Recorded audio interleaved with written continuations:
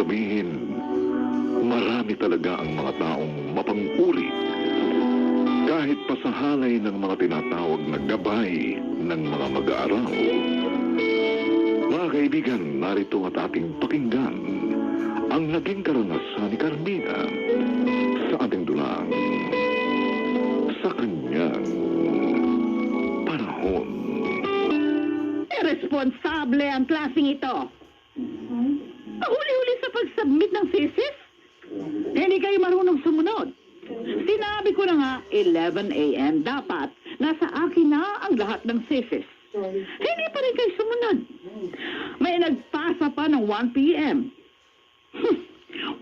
Wala talaga kayong kwentang estudyante. Quiet! Quiet!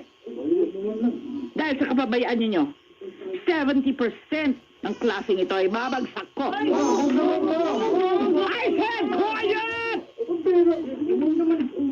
Leksyon niya sa inyo para matuto kayong sumunod sa professor ninyo. Hindi ako tulad ng ibang professor na makukuha niyo sa joke. Okay? You may go out now, mga irresponsable. Walang kwenta.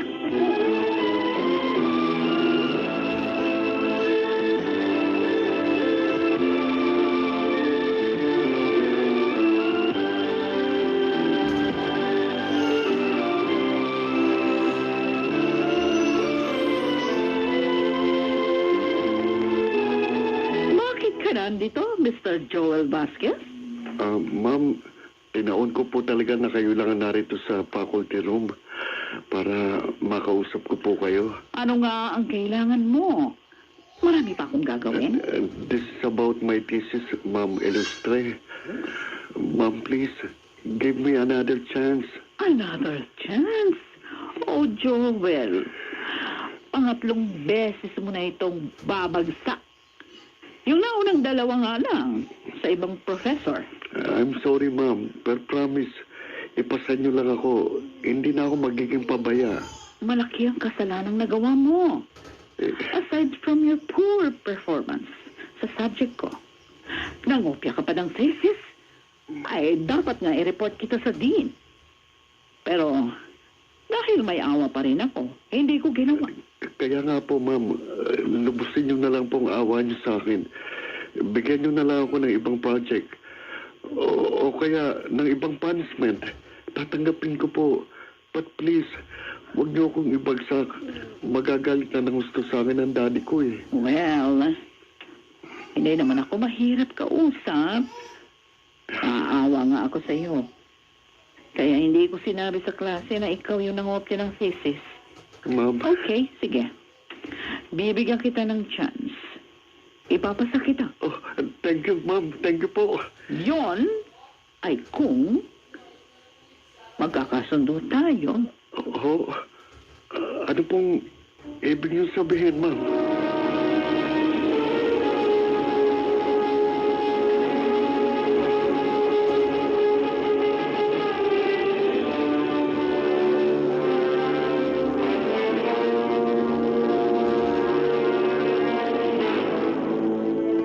Totoo, pre. Pasado ka na sa subject ni Ma'am Ilustre. Right, Denver. Oh. Kaya next year, fourth year na rin ako. Teka, ano bang ginawa mo? Sabihin mo naman sa akin. Para magawa ko rin, nang pumasa rin ako. Kaya nga, makakaya mo rin yun. Sabi nga niya, handa rin siyang kausapin ka. Talaga? Oo, sabi. Ano ba kasing ginawa mo, pare? Simple lang. Makipagkasundo ka sa kanya. Paano makipagkasundo?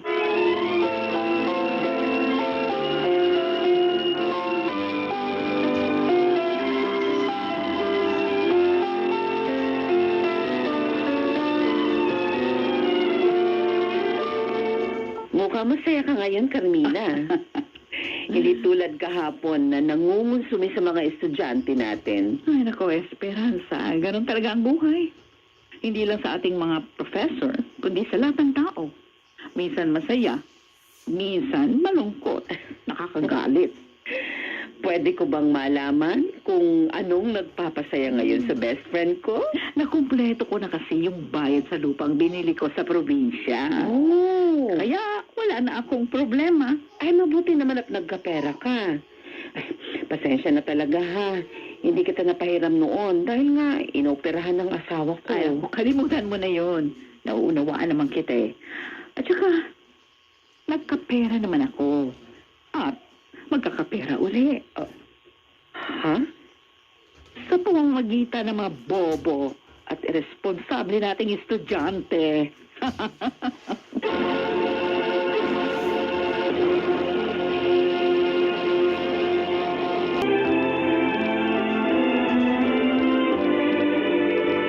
Have a seat, Miss Marquez.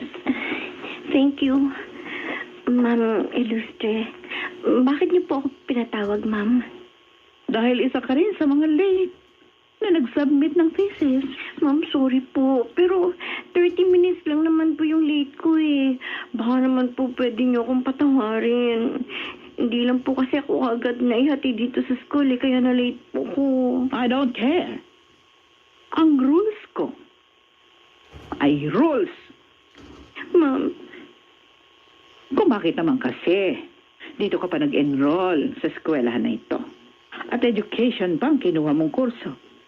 Hindi ka naman tatanggaping magturo sa regular school. suspend naman po ako magtuturo kung sakali, Ma'am. At mga visually impaired po ang i-handle ko.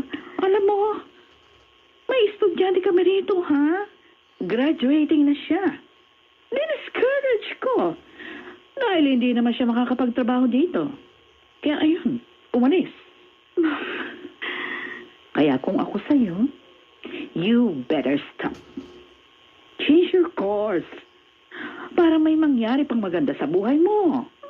Hindi bagay sa'yo ang kursong education.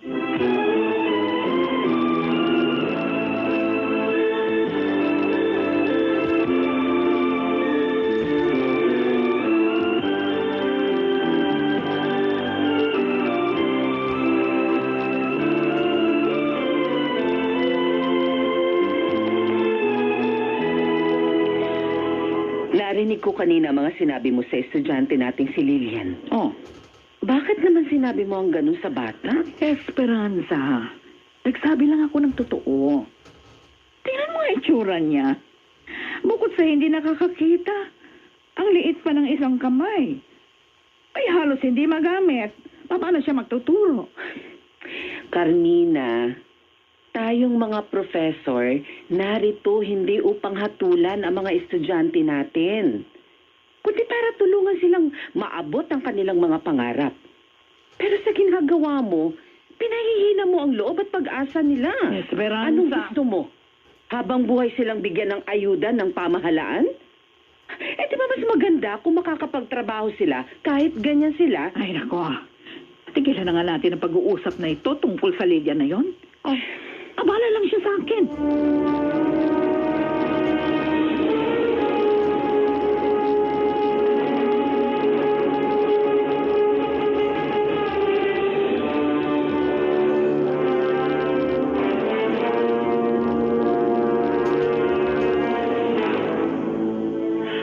ano?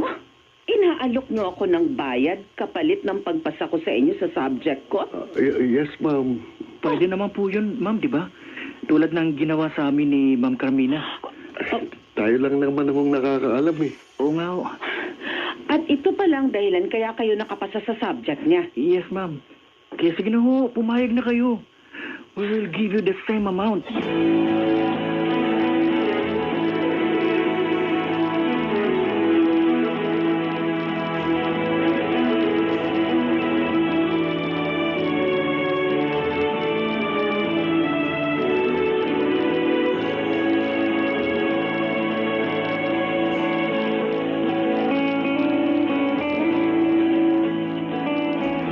Nalulungkot ako sa mga sinabi mo, Lillian.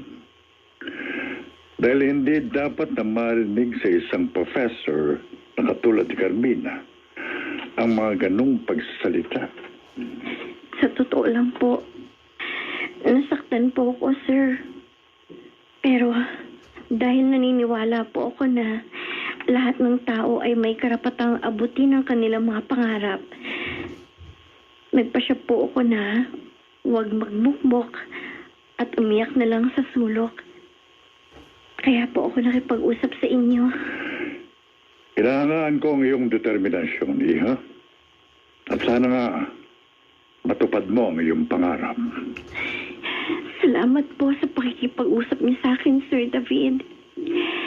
Kahit po presidente kayo ng university, nakinig pa rin po kayo sa akin. Good afternoon, Sir David. Oh, come in, Miss Santiago. Anong may paglilingkod ko?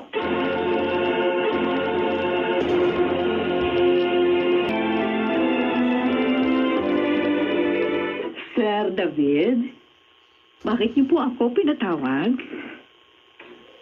Tungkol sa mga sumbong laban sa'yo, Carmina. Oh, sumbong? Ano yun, sir? Sino po nagsabi? Ang pang-iinsulto mo sa iyong estudyante. Ah, alam ko na. Nagsumbong pala sa inyo si Lilian. Paano naman, sir? Kasalanan niya. Late siyang nag-submit ng thesis. 30 minutes. Napakalaking kasalanan na ba na malate ng 30 minutes? Para insultuin mo siya ng gano'n? Sir? Paano kung nagpakamatay siya? Dahil sa mga sinabi mo. May mga pangyayaring gano'n. At napabalita pa. Kaya Carmina, hindi mo dapat ginawa yun. Ang pang-iinsultong yun. Oh, I'm sorry, Sir David. At ang isa pang hindi mo dapat ginawa ay ang grades for sale.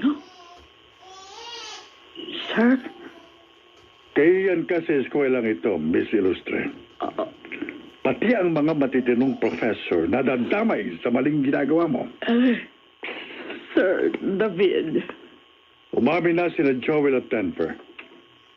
Binayaran kanila ng malaking halaga para ipasa mo sila. At maging si Esperanza, inalok nila para makapasa sa subject niya. Sir David, I'm sorry. Hindi na po ng aking pagkakasala.